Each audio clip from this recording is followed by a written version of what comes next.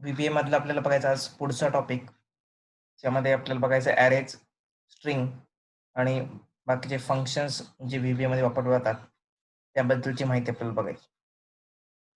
तर यामध्ये पहिल्यांदा आपल्याला बघायचं ॲरे म्हणजे काय? तर ॲरे आपल्याला माहिती आहे, an array is a group of variable of the same data type with the same name. म्हणजेच काय? ॲरे म्हणजेच ग्रुप ऑफ व्हेरिएबल आहे, की ज्यांचा डेटा टाइप सेम असतो, की ज्यामध्ये आपल्याला त्यांचं नाव सेम आपल्याला दिलेलं असतं. If we have a list of atom which are of similar type to deal with, we need to declare an array of variables instead of using variable for each atom. For example, if we need to enter 10 names, instead of declaring 10 different variables for each name, we need to declare only one array holding all the names. म्हणजेच काय? तर या ठिकाणी array जर आपण बघितलं, array म्हणजे काय? एक ग्रुप ऑफ व्हेरिएबल आहे, की ज्याच्यामध्ये डेटा टाइप त्यांचं सेम असतो आणि त्यांचे नाव सुद्धा सेम नावाचे ते त्या ठिकाणी दिले असतात. अशा पद्धतीचे जे काही व्हेरिएबल्स आहेत, ज्यांचा डेटा टाइप सेम आहे आणि त्यांच्यामध्ये नाव ते सेम आहे व्हेरिएबलचं, असे व्हेरिएबल्स आपण ॲरेमध्ये एकत्र डिक्लेअर करू शकतो. म्हणजे इथं एकदा सांगितलं, की यामध्ये आपल्याला जर भरपूरसे व्हेरिएबल डिक्लेअर करायचे असतील, तर अशा वेळेस प्रत्येक व्हेरिएबल किंवा प्रत्येक व्हेरिएबल आपल्याला डिक्लेअर करण्यापेक्षा पण ते आपण एक ॲरे जर डिक्लेअर केला, तर ते आपल्याला ते सोपं जात असतं. म्हणजे या ठिकाणी एक उदाहरण दाखवलंय. या ठिकाणी जर आपल्याला 10 नावांसाठी एक व्हेरिएबल जर डिक्लेअर करायचं असेल, 10 नावांसाठी आपल्याला प्रत्येक वेळेस वेगवेगळा व्हेरिएबल डिक्लेअर करावा लागेल. हे न करता आपण त्या 10 नावांसाठीच एक ॲरे डिक्लेअर केला, तर त्या ठिकाणी आपण एका लाईनमध्ये ते डिक्लेरेशन करू शकतो. या ठिकाणी एक सिंपल उदाहरण दिलेलं आहे example. Dim student 10 as a integer. म्हणजे इथे डिक्लेरेशन केलेलं डिमने. नंतर स्टुडंट्स त्यामध्ये दिलेलं आहे, की ते student 10 student as a integer. तर 10 स्टुडंट इंटिजर म्हणून त्यांचा डेटा टाइप त्या ठिकाणी डिक्लेअर केलेला आहे. त्यानंतर टाइप्स ऑफ ॲरे. ॲरेचे 2 टाइप्स आहेत. एक म्हणजे स्टॅटिक ॲरेज आणि दुसरा म्हणजे डायनॅमिक ॲरेज. या ठिकाणी आपल्याला बघायचं स्टॅटिक ॲरेज म्हणजे काय? Static array is an array that is sized in dim statement that declares the array. म्हणजेच स्टॅटिक ॲरे म्हणजेच काय? की ज्यामध्ये त्याची साईज फिक्स दिलेली असते आपल्याला. ज्यावेळेस डिक्लेरेशन केलं जातं डिममध्ये, त्या डिम स्टेटमेंटमध्ये आपल्याला ती साईज दिली जाते म्हणून त्याला म्हटलं जातं स्टॅटिक ॲरे. ज्यामध्ये फिक्स साईज त्यामध्ये असते किंवा ती दिलेली असते आपल्याला सुरुवातीला. त्यामुळे साईज जी आपल्याला दिसते ती स्टॅटिक असते. म्हणून त्याला म्हटलं जातं स्टॅटिक ॲरे. त्याचं उदाहरण दाखवलं dim student 10 as a string. Dim static array 1 to 10 as a long. अशा पद्धतीने जर आपण बघितलं, डिम स्टेटमेंटमध्ये आपण ज्यावेळेस व्हेरिएबल देत असतो किंवा ॲरे डिक्लेअर करत असतो, त्यावेळेस ॲरे डिक्लेअर करत असताना जे काही पॅरेंथेसिस किंवा ब्रॅकेट आहे, ब्रॅकेटमध्ये जी काही व्हॅल्यू देत असतो, म्हणजे आपण तो स्टॅटिक ॲरे डिक्लेअर करतोय असं त्या ठिकाणी म्हटलं जातं. म्हणजे ज्यावेळेस आपण ती व्हॅल्यू देतो म्हणजे तो स्टॅटिक व्हॅल्यू आपल्याला कुठपर्यंत तो ॲरे डिक्लेअर करायचा आहे, तो आपण त्या ठिकाणी देत असतो. You cannot change the size of or a data type of a static array. When you erase the static array, no memory is free. You cannot change the size or data type of static array.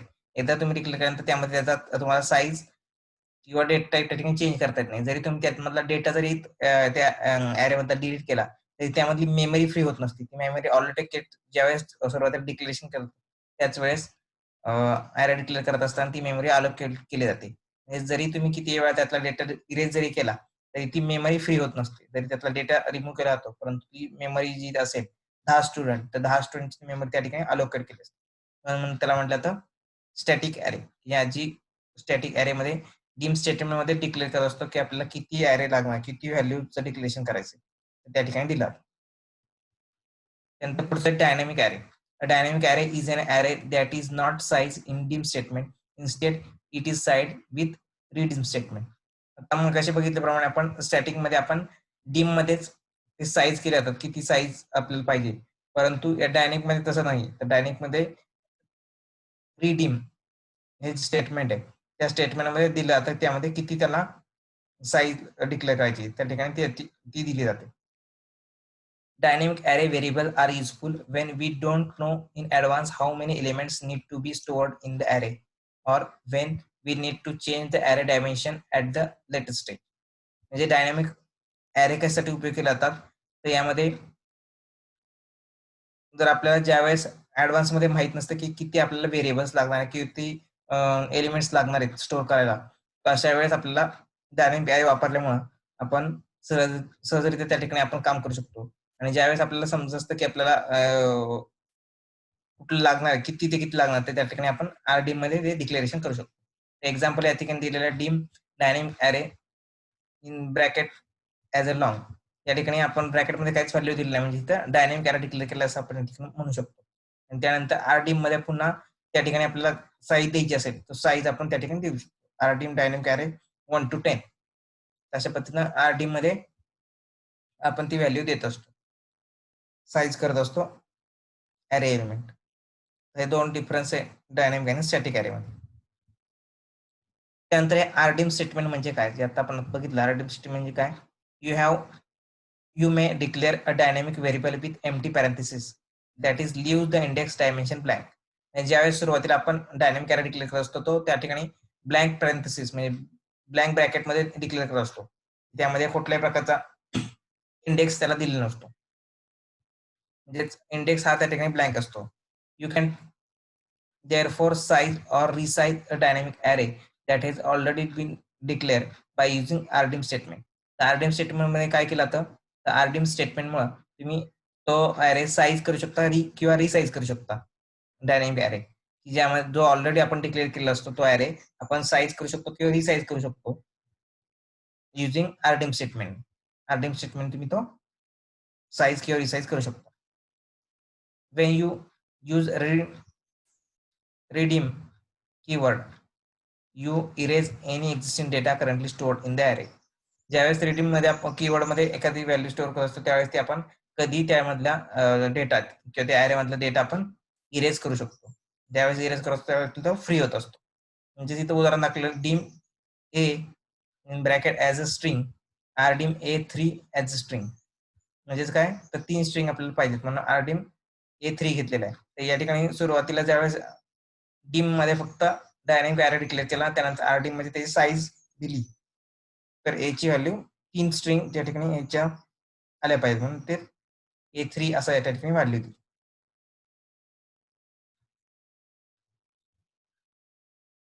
त्यानंतर आपल्याला पाहिजे पुढचा point, string manipulation in VBA. String जे वापरत असतो ते कशा पद्धतीने मॅनिप्युलेट केले जाते VBA मध्ये ते आपल्याला बघायचं.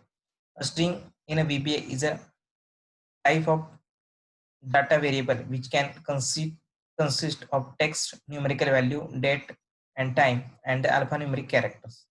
तर या ठिकाणी VBA मध्ये स्ट्रिंग जे असते, स्ट्रिंग मध्ये डेटा टाइप व्हेरिएबल मध्ये काय काय असू शकतं, त्यामध्ये टेक्स्ट असू शकतं, न्यूमेरिकल व्हॅल्यू येऊ शकते, डेट अँड टाइम येऊ शकतो किंवा अल्फा न्यूमेरिक कॅरेक्टर नंबर्स आणि अल्फाबेट्स यांचं कॉम्बिनेशन असू शकतं. अशा पद्धतीचे स्ट्रिंग या VBA मध्ये वापरला जातो. String are frequently used to store all the kind of data and are important part of VBA programs. To declare a variable for it, you can use either string or the variant data type. String हा एक महत्वाचा part आहे की ज्यामध्ये आपण वेगवेगळ्या प्रकारचा data store करू शकतो आणि हा एक VBA मधला महत्वाचा पार्ट आहे. आणि ज्यामध्ये आपण डिक्लेअर करत असताना व्हेरिएबल आपण आयदर स्ट्रिंग म्हणून करू शकतो किंवा व्हॅरियंट डेटा टाइप म्हणून करू शकतो. अशा पद्धतीने आपण दोन पद्धतीनं डिक्लेरेशन करत असतो. स्ट्रिंगचे काही फंक्शन्स आहेत की ज्या फंक्शनचा उपयोग आपल्या प्रोग्राम्समध्ये आपण करत असतो. जसे आपण जावास्क्रिप्ट मध्ये सुद्धा बघितले, त्याच पद्धतीने इथे सुद्धा काही फंक्शन्स आहेत. तर या स्ट्रिंग कॉन्कटेशन मध्ये VBA मध्ये वापरला जातं. String concatenation or joining 2 or more string can be done by plus operator. हा जो प्लस ऑपरेटर दिलाय त्याला कॉन्कटेशन ऑपरेटर असं म्हटलं जातं. तर या ऑपरेटरने आपण स्ट्रिंग या ठिकाणी जॉईन करू शकतो. त्याचं एक एक्झाम्पल इथं खाली दाखवलेलं आहे. Dim A B, C as a string.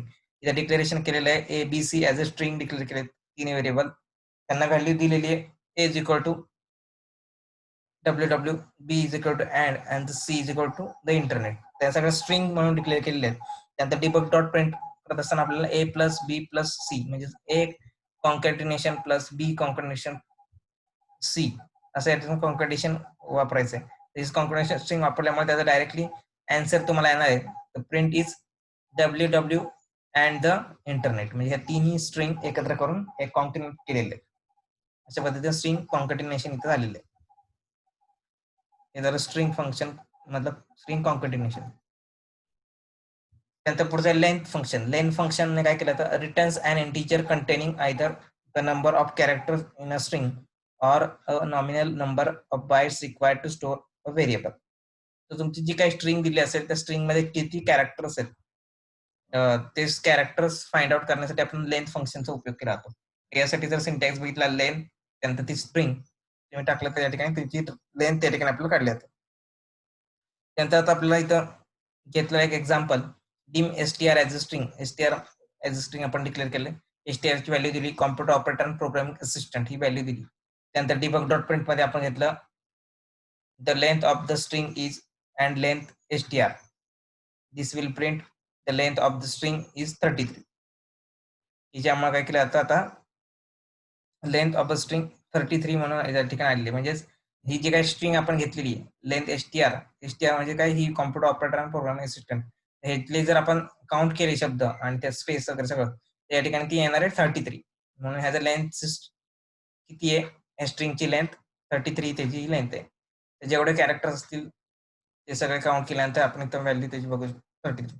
तशा पद्धतीने लेंथ एखाद्या स्ट्रिंगची काढायची असेल तर हे लेंथ फंक्शन या ठिकाणी वापरलं जातं.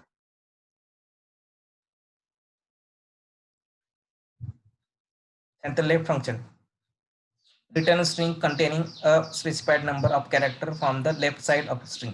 लेफ्ट साइडचे कॅरेक्टर आपल्याला घ्यायचे असतील स्ट्रिंगचे फक्त त्याच्या वेळेस हे लेफ्ट साइडचे लेफ्ट हे फंक्शन वापरलं जातं. त्या ठिकाणी लेफ्ट त्यानंतर स्ट्रिंग दिली जाते आणि स्ट्रिंग दिल्यानंतर लेफ्ट साइडचे किती आपल्याला कॅरेक्टर पाहिजेत 2 3 4 5 किती पाहिजे ते इंटीजर मध्ये आपण ती व्हॅल्यू देऊ शकतो.